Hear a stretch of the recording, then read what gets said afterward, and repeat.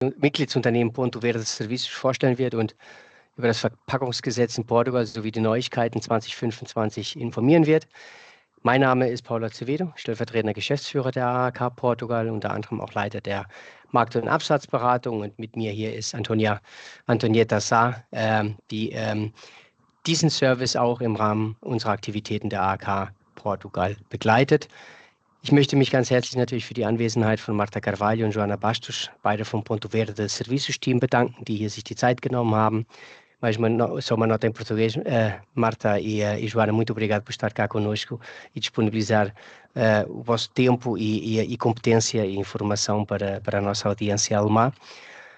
Ziel dieses Webinars ist, Ihnen die Möglichkeit zu geben, Informationen über das Verpackungsgesetz in Portugal und die Pflichten von ausländischen Unternehmen, die nach Portugal exportieren, zu halten, sowie natürlich auch zu erfahren, wie Ihnen Porducer Serviços helfen kann, Ihre Pflichten zu erfüllen. Um nicht viel länger Zeit zu verlieren, bevor wir beginnen, möchte ich Sie darüber informieren, dass diese Präsentation aufgezeichnet wird und wir Sie bitten, während der Präsentation Ihre Mikrofone und Kameras auszuschalten. Wir haben natürlich auch Zeit für Fragen und Antworten eingeplant, eine typische Q&A-Session. Also können Sie Ihre Fragen im Laufe der Präsentation schon mal in den Chat stellen und am Ende wird sie Ihnen auch dann beantwortet werden. Alternativ können Sie natürlich auch am Ende der Präsentation, wenn Sie spontan Fragen haben, auch die Funktion Handheben nutzen, um Ihre Frage zu stellen und in diesem Kontext dann auch wenn Sie wünschen, auch die Kamera einschalten. Die Fragen sollten auf Englisch gestellt werden. Diese Präsentation von Marta und Joana wird natürlich auf Englisch gehalten. Sollten Sie nach dem Webinar noch Fragen haben, können Sie sich natürlich gerne auch an Antonietta wenden, die Fragen dann auch an Porducer Serviços weiterleiten wird. So, und ohne größere Verzögerung übergebe ich nun das Wort an Marta und Joana. Marta and Joana, once again, thank you very much for your time and to share with our audience your insights within these issues. So thank you very much, Marta. The floor is yours. Thank you, Paulo. Thank you, Antonietta, for the opportunity. Hello, everybody. Let me first share my screen so I can do my presentation. Please do confirm that you're seeing the yes. Screen, the full screen. We see it. Okay, yes, perfect. So, good morning, everybody. Once again, it's a pleasure to be here today with a group of professionals who, just like us, are navigating the dynamic landscape of sustainability and environmental compliance. This is a roller coaster. The main subject of our presentation will be on extended producer responsibility here in Portugal. We hope we can explain how does it work, and for any questions that you might have, please feel free to write it down, and we will be pleased to answer to them. Okay, so let me first start by doing a very small presentation of our company, Porducer Serviços. We are a consulting firm that helps business to incorporate sustainability approaches and to improve their environmental performance. We've been working for more than 10 years now, mainly in Portugal, but also abroad with other countries in Europe and other continents. We are organized in three main areas of services. One of them is climate and carbon. We assess GHG emissions and we develop net zero roadmaps. We, of course, help support companies in their circularity goals and waste management. We develop strategies in order to optimize waste management, but we also work in the field with companies to make sure that everything works well when in situations like events and so on. And in the last few years, we start working also on corporate sustainability, just to make sure that we are complying and supporting our clients in complying all the legislation that Europe nowadays have, including the CSRD directive on report on sustainability. So after this brief presentation of our company, let us go directly to the subject of this webinar, which is EPR, Extended Producer Responsibility, and its legal framework in Portugal. We all know that in European Union have a legal framework, but the translation to each country sometimes have small differences and changes. And this is what happened here in Portugal. Just to clarify some terms, extended producer responsibility is a policy tool that extends the producer's financial and/or operational responsibility for a product, including the post-consumer stage, in order to help meet national and European recycling targets. Normally, these EPR policies shift the waste management costs from the government to the producer. And in Portugal, the main legal document that establish how does this work is the Decree Law 152D from 2017, which is also known as Unilex. And this is our key document, Unilex. Let me also share with you, for sure you know, but anyway, the packaging, there is another directive, which is the Packaging Waste Directive, that requires that member states set up systems for the return or collection of packaging from the consumers in order to meet these recycle targets from EU. So from the combination of these two legal frameworks, we need to make sure that producers, as well as packers and suppliers of service package, should comply with their obligations in terms of waste management in all countries. In Portugal, what they need to do is to report to the authority, which is called Portuguese Environmental Authority, Agência Portuguesa do Ambiente. And this report should be done through a platform, an integrated electronic waste registration system, which is called CILIAMP. So there are two key elements. One is Agência Portuguesa do Ambiente, the Portuguese Environmental Authority, and CILIAMP, which is the platform where all must be reported. Okay? So all producers selling products to the Portuguese market, including both Portuguese producers, but also from other countries, must register within this CILIAMP platform, and they must also, if they want to contract with the producer responsibility organization, to make sure that the waste that they put in the country is well recycled and well managed. Of course, for that, they must pay an eco fee for the waste they produce.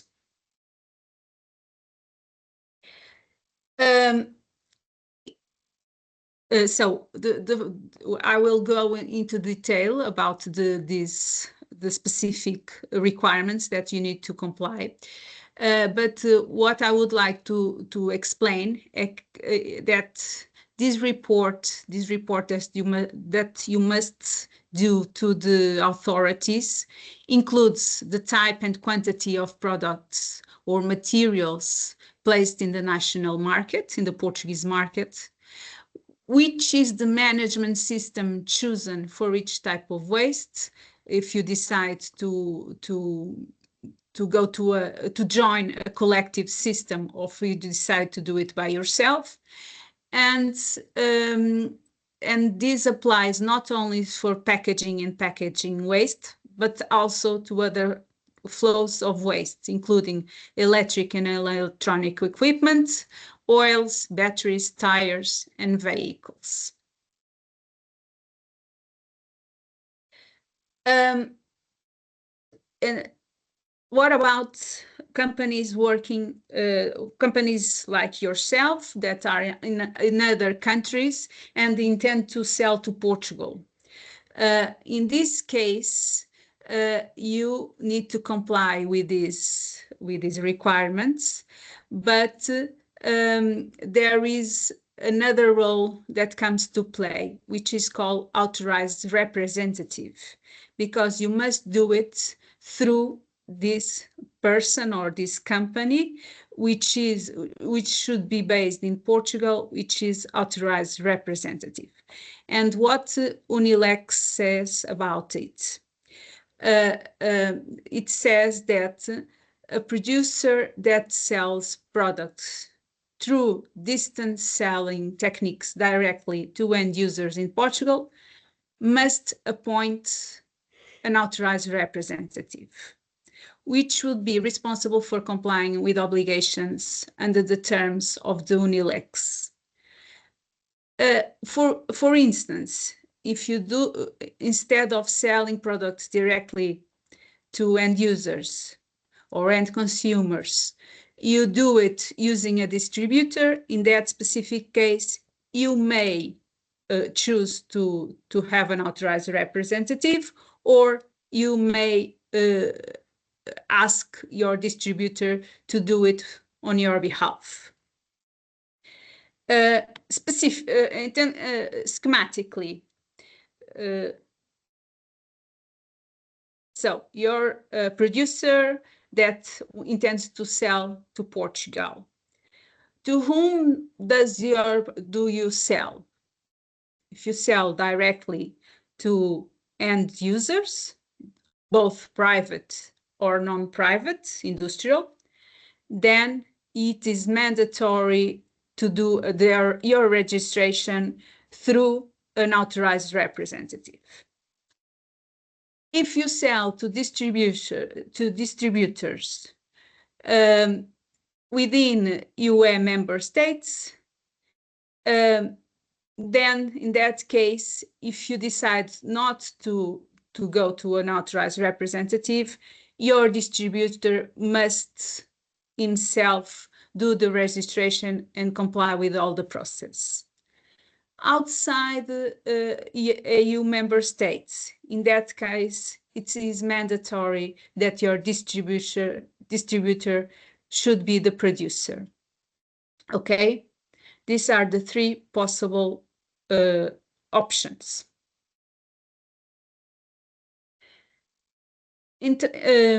In practical terms, how does it work? And considering that you choose the option of an authorized representative that works on your behalf.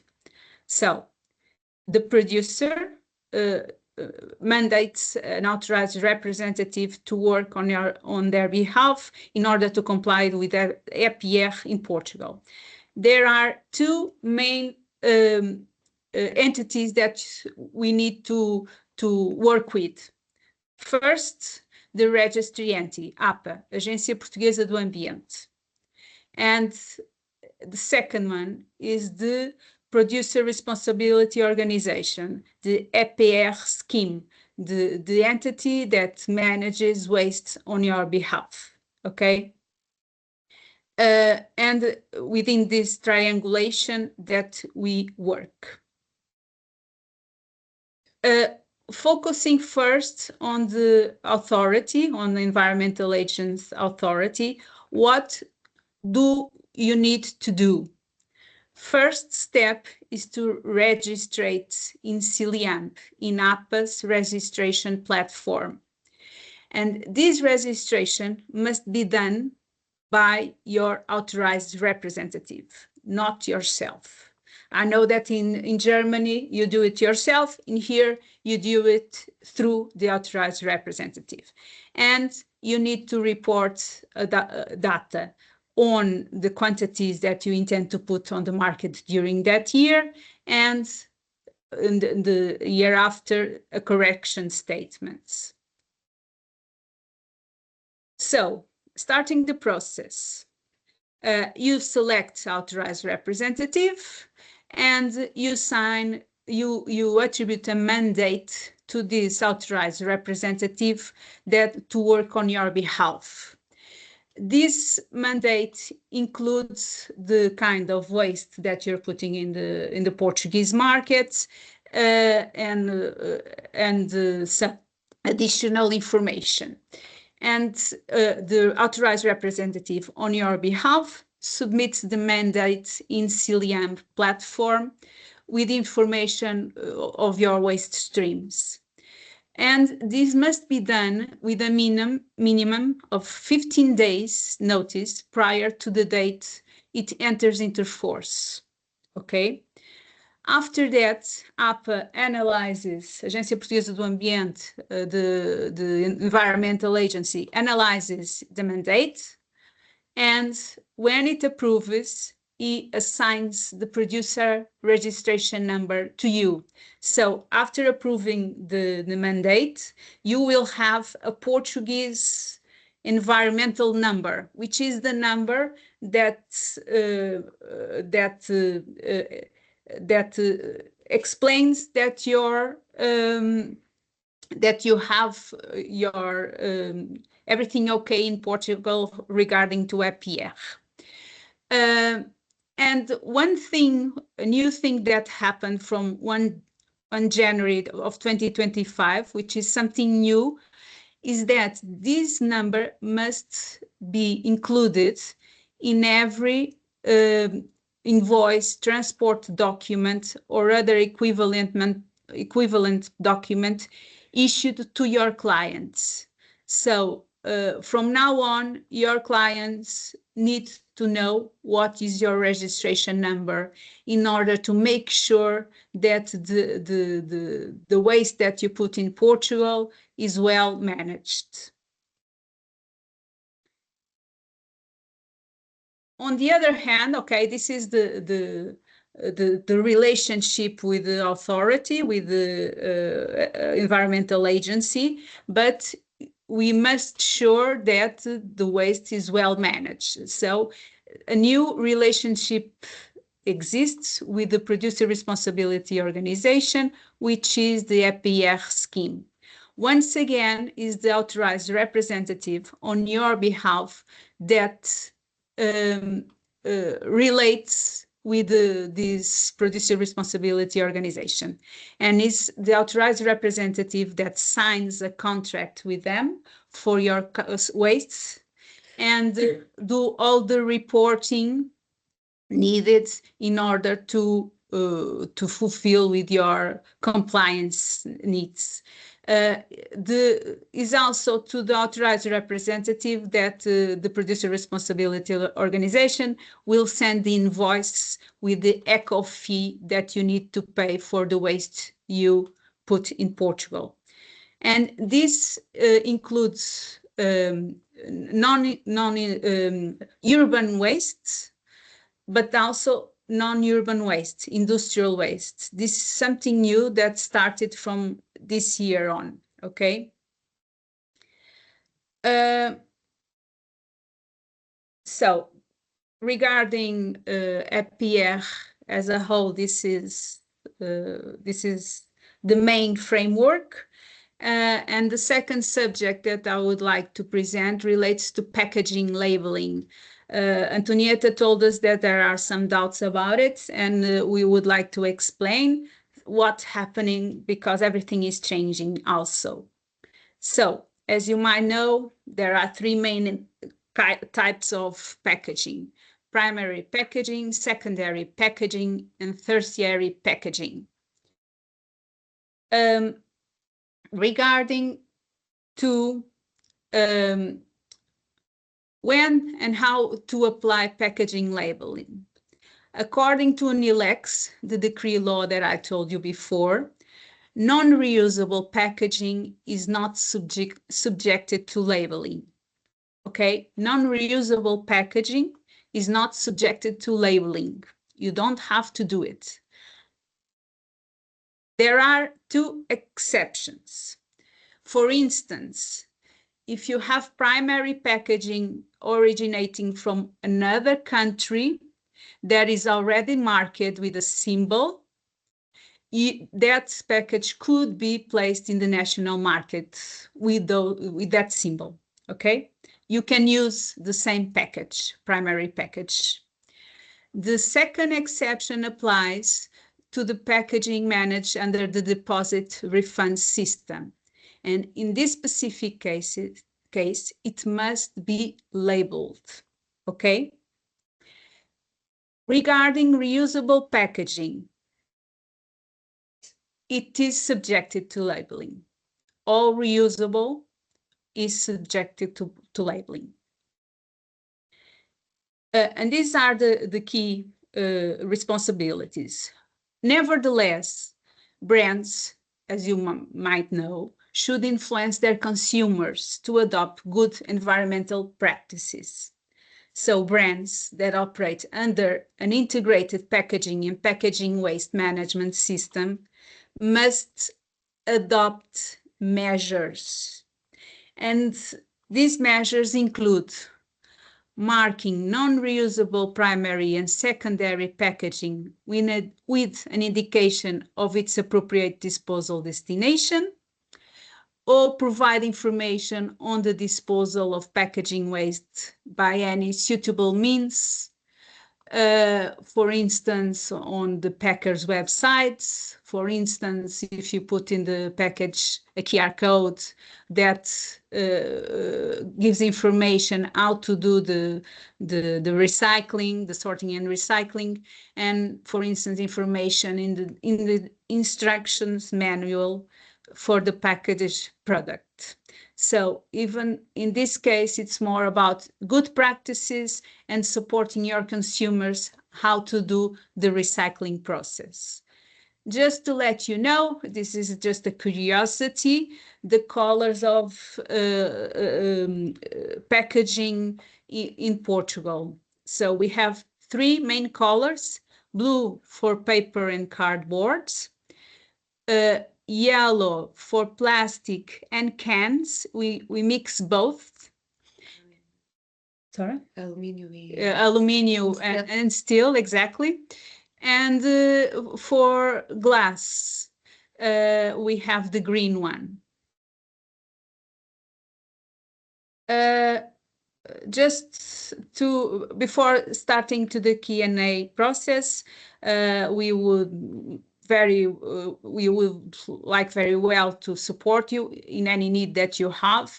We are an authorized representative here in Portugal, and we have extensive experience in how to do, as I told you, how to dispose, good practice and how to dispose packagings.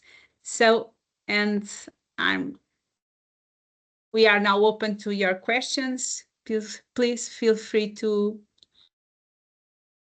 We have the first question. Go on, Antonietta. Yes, we have a first question in the chat. May the disposal symbols for Portugal always be displayed on the website, regardless of the packaging? May the disposal symbol for Portugal always be displayed. Yes, you can choose to do it. Okay, you can decide to put only for the packaging that you have here in Portugal, to be specific. But if you want to have a broader, you can explain what kind of packaging, what are the different symbols and colors for recycling. But my suggestion would be to be specific to your packaging. The type of material do you have? Because if you have more than one material, you should identify both or all the materials and all the recycle disposal options. Yeah. So we have a second question. Is there a transition period for the labeling requirement? This is something that is it come in force this year, okay, and I think 6 months. I think it's about 6 months that you have to do it. Anyway, you can start putting things on your website and submitting to there while you're changing the packagings. The packagings. Okay, now we have another one. How much is your cost to register representative and your annual cost as representative? Okay, so it depends. My suggestion would be for you to send us an email with your specific situation. We are very clear about the eco fee costs because we calculated automatically with the quantity that we intend to put in Portugal, and our fees depend on the quantity also. So my suggestion is for you to send us an email and we reply to you directly with your specific situation. And another one, what regulations apply to the presentation of disposal instructions on the website? Sorry, Antonietta. What applies to the presentation of disposal instruction on the website?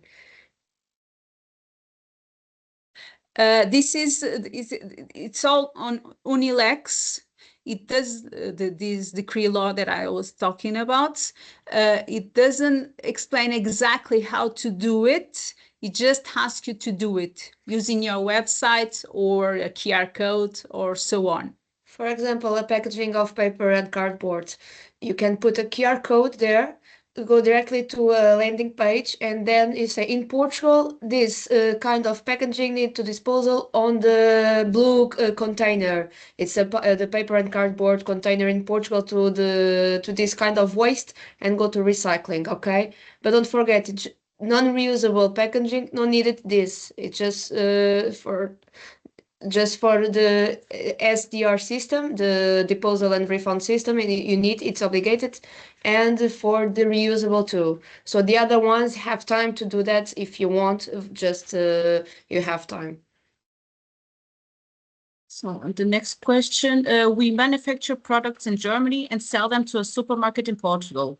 If we decide not to appoint an authorized representative, is the supermarket automatically obliged, or do we still have to discuss this and make an agreement? Yes. If the products are not registered, who would be penalized? Yes, you should do an agreement with them. You have to decide.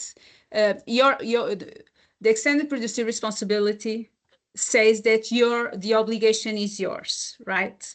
Nevertheless, you can pass that obligation to the distributor, to the supermarkets, but you have to agree with them, because there is a payment to be made at the end of the day, an eco fee for the waste that it's produced. So you should discuss with him, and will be penalized, it's you, because it's your obligation first. Yes. It's a producer. Unless in the contract that you have with them, with the agreement you have with them, you say otherwise. But yes, don't forget, it's still extended responsibility of the producer. Next question, we are selling cars. If any spare parts is sold in the car in a box, is this packaging concerned? Yes. The packaging of it's a packaging. It's always a packaging. It's non-urban packaging, and now have this integrated system to the PRO. So it's always a packaging. So you need to tell to APA you put that kind of packaging in Portugal. Every packaging in the future, it's a waste. So don't forget that. Does the obligation to label packaging apply from January 1st, 2025? Yes. but you have a transition time. It's about 6 months. And just for non-reusable, it's not obligated to do that. Okay? Question, are the labeling requirements only for B2C sector, mandatory also to B2B sector, mainly transport packaging? It's almost B2C. It's because and they have the two of them. The SDR system, it's B2C. Okay? And the other one is the tertiary packaging. It's usually the reusable packaging, and then in that case it's B2B, and they need to labeling too. Okay, the pallets and reusable pallets, you need to do the labeling of that kind of packaging.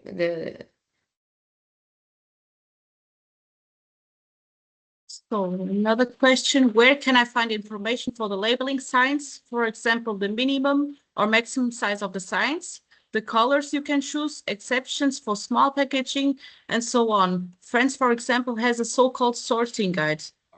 There are that kind of guides in Portugal too. Depends of the entity you choose to be your integrated system. You can use their labeling. But there are no obligations of the size and everything. You can choose your size, but there are some recommendations. And for example, we work with Sociedade Portucer, and in that case, they have a manual with all the size and all the packaging labeling do you need to use for your type of packaging. If I manufacture single-use packaging, do I have to label them either on the website or on the packaging, or is this voluntary? Single-use packaging, they need to labeling. But you can put on their site or on your packaging. You can choose. If for you it's more interesting because you send it to several countries, and each country has its different systems, etc. It will be easier for you to put it on a QR code or in your website, since it's not mandatory to have in the both places, in the packaging and the site. You can choose one thing or another one. Here's another question. But is it mandatory to label or inform about the non-reusable packaging if it is primary or secondary? The law says the producer must pick one or two options. It is mandatory to label QR, inform about it. It's not mandatory to the non-reusable packaging. Don't forget that, okay? It's just mandatory for the packaging of waters, and another one integrated and the refund and the refund system, deposit and refund system. In that case, it's obligated to labeling. But non-reusable packaging, it's not obligated to do that. But if you want to do that, just you can use the QR code, or you can labeling the packaging. As a producer, I can also decide to use only single-use packaging, and I avoid the labeling, correct? As a producer, I can use only single-use. Yes. Of course. So the next question, how must reusable pallets be labeled? With which symbol, and is the marking on the transport document sufficient? Oh, this is a good question. We've been working with APA. So they have clients in Portugal with this with pallets, and it's the pooling system. It's automatic like a labeling. If it's marking like a pooling system, APA, they say it's okay. For us, it's a labeling. So you don't need to put or create another labeling in your pallets, okay? Just if you already have the brand.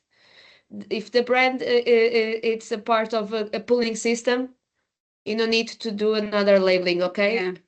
They've been negotiating that with APA because you can imagine there are three main There are three and each one of them brands, and each one of them have a different color and a different, so they are easy to. And there are a lots of palettes in the world. They need to collect all of them to branding again. So it's not okay to do that. So if they say Rapacé, the brand and the labeling there exists already on the palette for them. If it's a pooling system, it's okay. No need to do that again. To do that change. Change all the palettes you have on place in the world. So we have another question. If I sell a machine or a component to a B2B customer in Portugal, who must register? The Portuguese customer or my company in Germany via a representative as a rights representative? Okay. You sell it directly. The thing is, if you sell it directly through distance selling, the obligation is yours. If you have a distributor in Portugal that sells to that company, then you can speak with them and according with them if it's yours obligation or the distributor.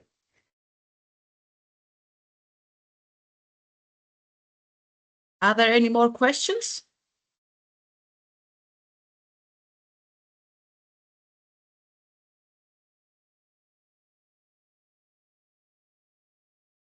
So now here we have someone are you aware of this list? Published by APA on 18th December 2024? Let me. Yes.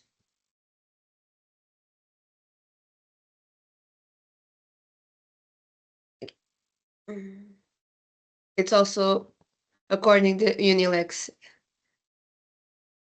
Yes. The pictures we. Exactly. Yeah. There are three main colors for each main color, because in Portugal, for example, we have in the yellow one, we put plastic and aluminium and steel. Okay, there are countries they separated the aluminium and steel from the plastic. In Portugal, we put disposal these three kinds of packaging, and all the plastic, PP, PHAD, every plastic and steel and aluminium can go directly to the yellow container. So yes, that's the list, and that's why we made the three colors on our presentation. And there are technical specifications that identify which kind of waste must be put in each container. For instance, just to give you an example, a small cup of coffees, they can put on the blue one, but if you have a cup cold drink coffees, the paper ones with have thermal, it's thermal laminated inside. It's double one. For the cold drinks, it's you need to dispose on the general waste, not in the container from the paper and cardboard. So there are some nuance. Yes, in Portugal, and Sociedade Ponte Verde does a good and big work with the community to explain that, because it changes every day. From, for example, the pizzas, the packaging from the pizza.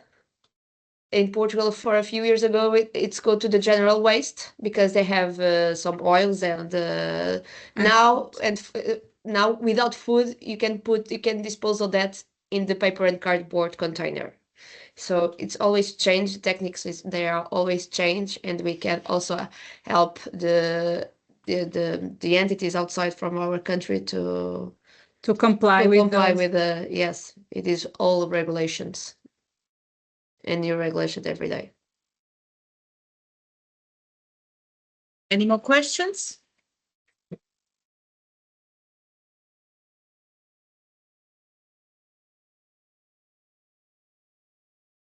If you have any other questions, feel free to send us an email. We are more than welcome to support you, on your questions. Yeah, I would definitely say that as well. Antonietta, I think, can we get the presentation? Sorry. Yes, of course. Antonietta will send you the presentation afterwards, and yes, and We send maybe this is the yes. Okay, perfect. Okay, so maybe it's time. It was yes, quite complete, quite with quite a lot of questions. It was great, and thank you, of course, Martin and Joanna, for your time, and of course all your competence to answer all these questions and doubts of our audience. So thank you very much for that. Ganz kurz nochmal auf Deutsch. Vielen herzlichen Dank, dass Sie sich auch die Zeit genommen haben, dass Sie Interesse gezeigt haben, hier bei uns bei diesem Webinar teilzunehmen. Wie jetzt auch gerade Martin und Joanna nochmal gesagt haben, die Kontakte sind hier eingestellt. Sie sehen sie auch auf der Präsentation, die im Nachgang nochmal zugeschickt wird. Wenn Sie Fragen haben, können Sie sich gerne direkt an die beiden Damen wenden. Selbstverständlich stehen wir aber weiterhin als AHK Portugal natürlich auch an Ihrer Seite, und gerade Antonietta in allererster Linie steht Ihnen natürlich zur Verfügung für jegliche Fragen, die Sie haben, für die verschiedenen Herausforderungen, die Sie vielleicht für sich entdecken. Wir stehen hier zur Seite, um Sie dabei zu unterstützen, bestmöglich Ihren Handel mit Portugal eben voranzutreiben. So thank you very much to all of you. Thank you very much, Antonietta, as well, for organizing this webinar. And yes, we are here to support you. Feel free to get in touch with us. And the last words, thank you once again, Martin and Joanna, for your time. Thank you very much to all of you. Thank you very much, and danke. Danke.